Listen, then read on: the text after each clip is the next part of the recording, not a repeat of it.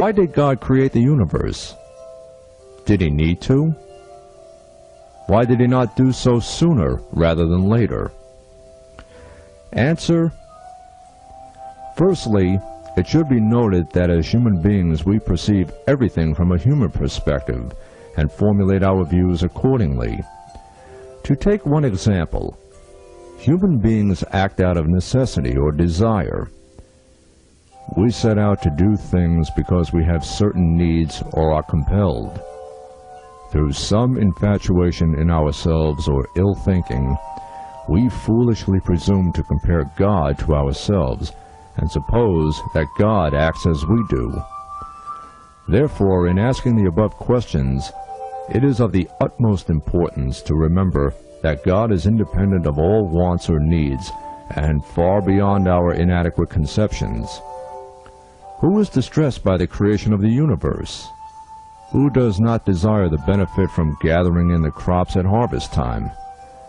Who does not seek happiness by using the provisions of the world in the best possible way?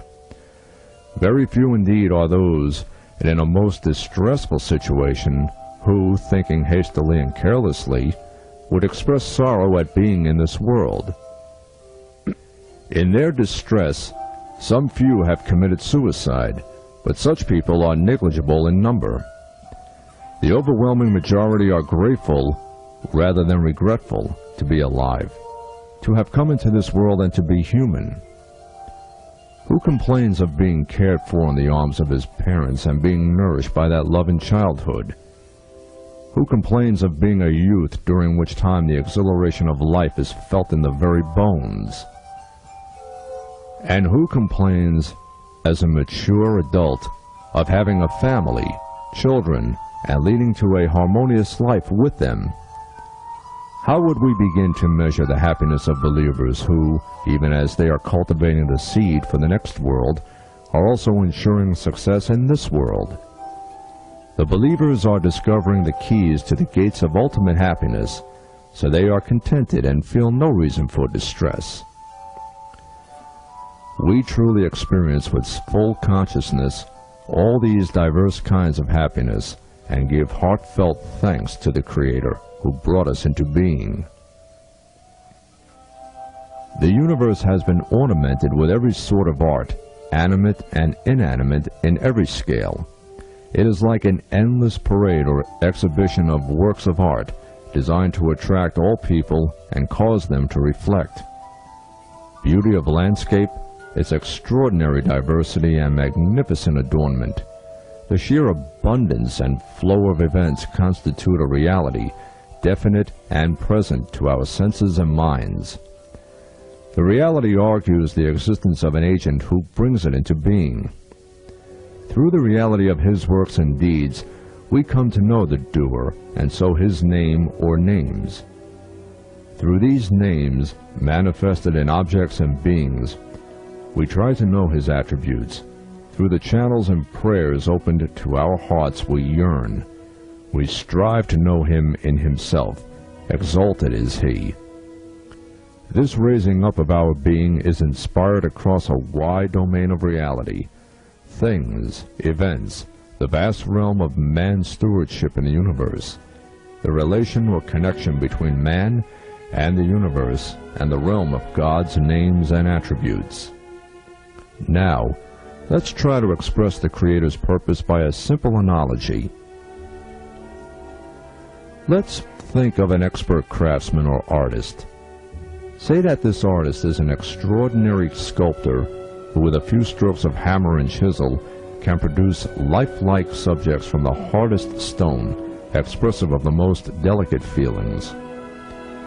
Or a skillful worker in wood who can, as it were, pour his soul into walnut or beech, or bring a piece of ebony to life.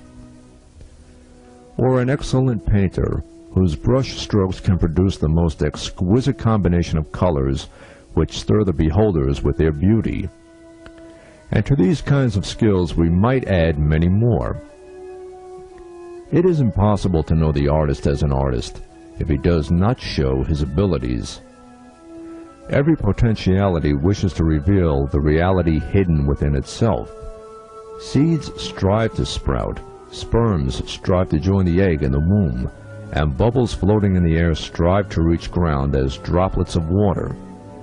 They all endure the effort necessary simply because of the desire to show in reality the potentiality within themselves. The urge to show our potentialities, and thus to be seen and known by others, is in fact an expression of weakness or defect, as all beings and their wishes are merely the shadow of the original essence.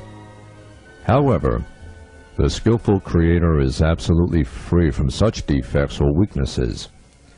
It must never be forgotten that neither any single nor all artistry which fills the universe informs us of the thousands of the names of God.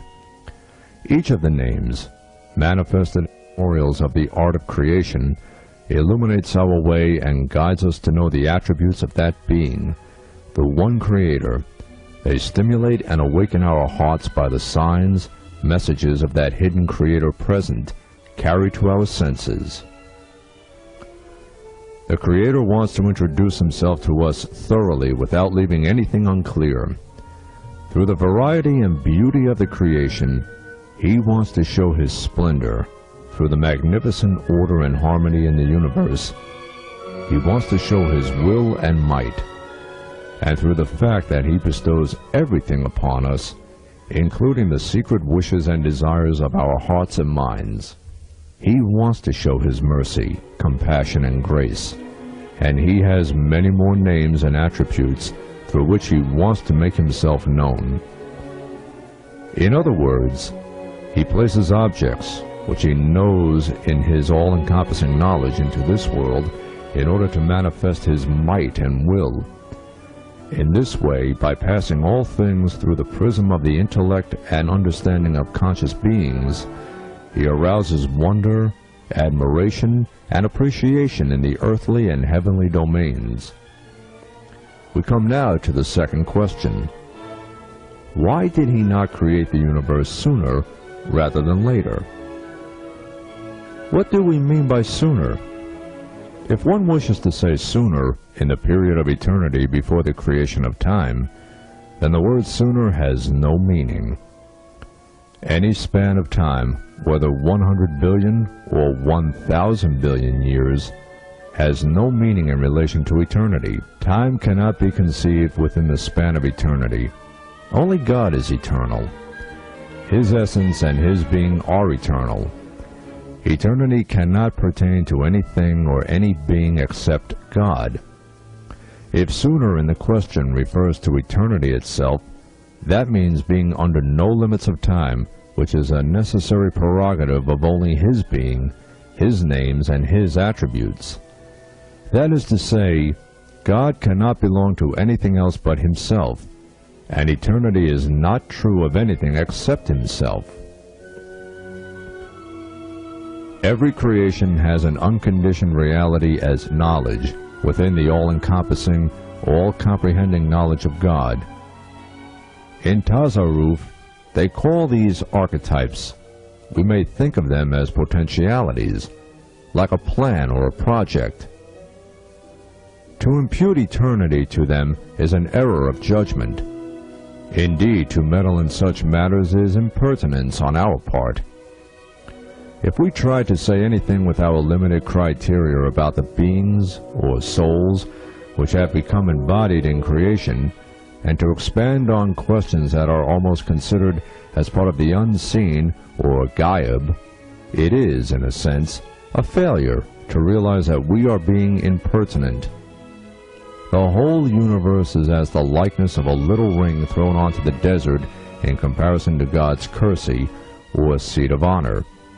The Kursi is as the little ring thrown onto the desert in comparison to His Arsh, or throne. So how is it possible for one to know the owner of this mighty throne, to attempt to say anything about His nature and essence? There are many things which serve as a mirror to His being and His deeds. But God knew Himself before the existence of such things, before He created the universe, without feeling any need for anything.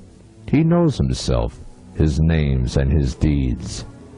He sees his being and deeds in every realm, whether in the realms of his names or in the physical creation, from the least individual particles of an atom to the largest and most complex combination of them.